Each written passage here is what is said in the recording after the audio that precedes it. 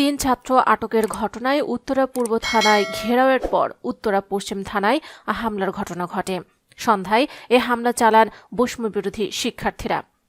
জানা গেছে, রাজধানীর উত্তরায় 3 শিক্ষার্থীকে আটক করার প্রতিবাদে উত্তেজনা ছড়িয়ে পড়ে।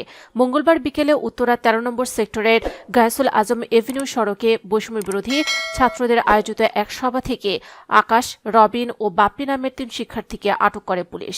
এ ঘটনার পর শিক্ষার্থীরা প্রথমে উত্তরা পূর্ব থানা ঘেরাও করে, পরে সন্ধ্যা 7টার দিকে উত্তরা পশ্চিম থানায় হামলা চালিয়ে পুলিশের উপর চওড়া হন তারা।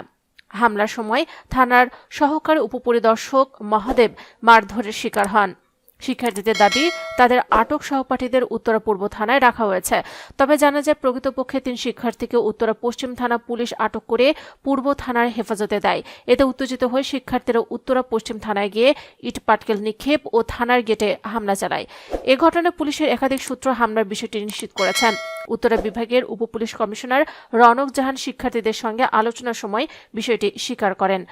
ঘটনার পরপরই উত্তরা বিভাগের ডিসি রনক জাহান, অতিরিক্ত উপপুলিশ কমিশনার আহমদ আলী ও সহকারী কমিশনার সাদ্দাম হোসেন ঘটনাস্থলে যান। পরে উত্তরা পূর্ব থানার কম্পিউটার ল্যাব রুমে শিক্ষার্থীদের সঙ্গে আলোচনায় বসে পুলিশ।